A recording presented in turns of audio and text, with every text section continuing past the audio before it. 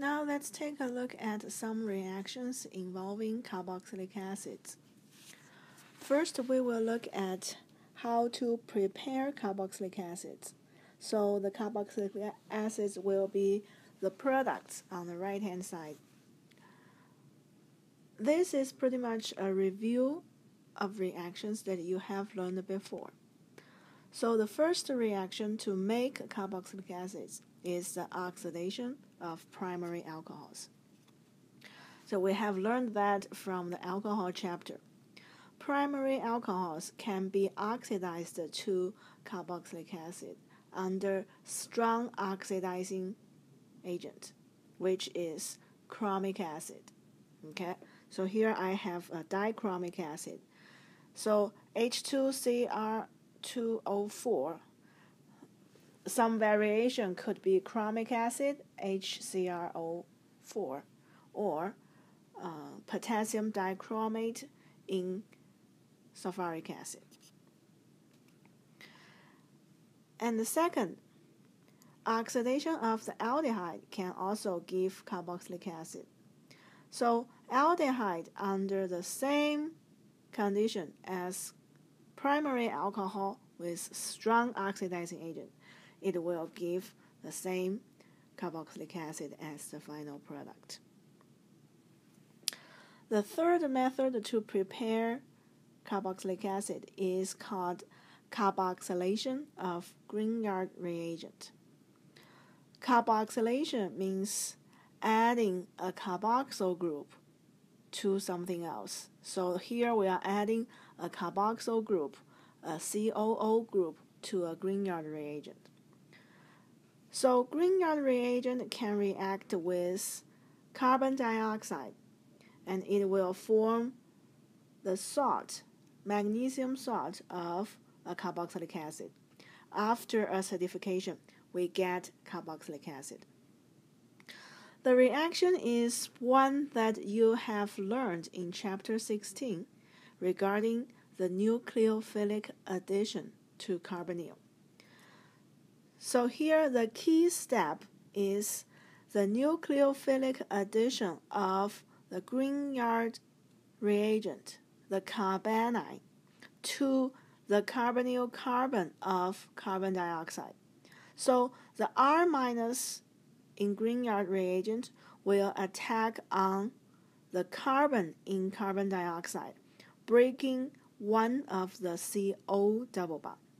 So now we have the R group attached to the C, and this C has a double bond O and a single bond O. It's a carboxylate.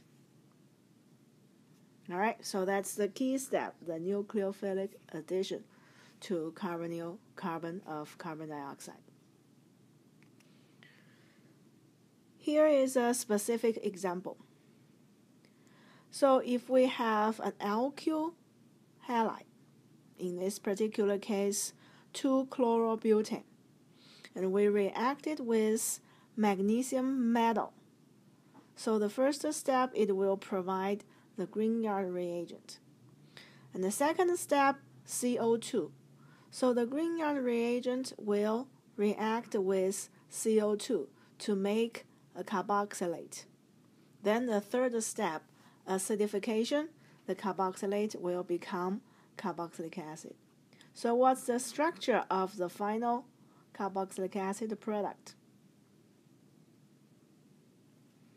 The Cl will become COOH, right?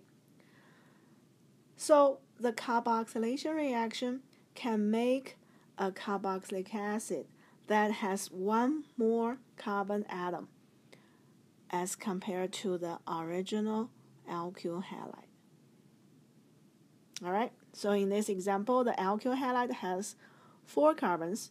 In the product, we have 5 carbons, and that carbon is from carbon dioxide. Next example, so we have phenylbromide. The first step, it reacts with magnesium metal, so it's going to prepare the Grignard reagent. And the second step, the Grignard reagent react with CO2. It will make the carboxylate. The third step, after acidification, carboxylic acid is prepared. So here we are making a benzoic acid. Again, it has one more carbon atom than the original halide starting material.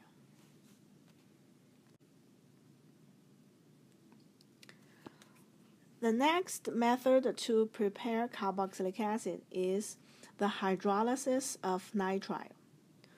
The cyano group, C triple bond N, can be hydrolyzed to carboxylic acid, COOH, under acidic condition. It will go through an amide intermediate, which we will talk more in detail in the next chapter. Anyway, how do we introduce the cyano group into our molecules? We actually have learned two ways to do it.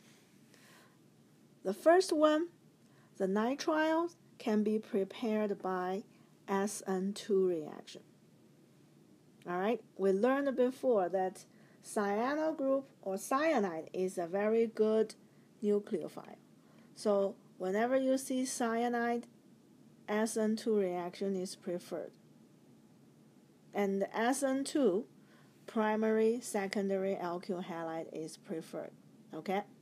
So suppose we have a primary or secondary alkyl halide to react with a cyanide. We are making a cyano compound or a nitrile. And when this nitrile is hydrolyzed, it gives carboxylic acid as the final product. Again, similar to the carboxylation of Grignard reagent, this method, the carboxylic acid will have one more carbon atom than the alkyl halide. So here's an example. If we have benzoyl chloride reacting with sodium cyanide, it's going to make benzoyl nitrile. And then we hydrolyze the cyano group to carboxylic acid. So the product here is named as phenylacetic acid. It has one more carbon atom compared to the starting material, benzoyl chloride. Alright, the second method we've learned to introduce a cyano group to the molecule is the formation of cyanohydrin. This is the reaction between an aldehyde or a ketone carbonyl to a cyano compound. So suppose we have a ketone reacting with sodium cyanide. The cyanide will be the nucleophile attacking the carbonyl carbon, breaking the CO double bond. So it will give a cyanohydrin. The OH and the cyano group will be attached to the same carbon. When we hydrolyze this cyano group, we are going to have a carboxylic acid functional group there.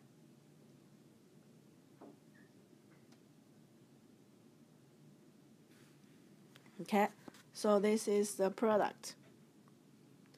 How will you name this compound? Remember, carboxylic acid group takes the highest priority among all the functional groups that we have learned so far. So the carboxyl group will always be carbon 1. Then we have two substituents on carbon 2, an OH and a methyl. So the compound is named as 2-hydroxy 2-methyl pentanoic acid. And this is a special type of carboxylic acid with an OH group on the alpha carbon of the acid. Okay, so this is an alpha hydroxy carboxylic acid. When we hydrolyze cyanohydrin, we get alpha hydroxy carboxylic acid.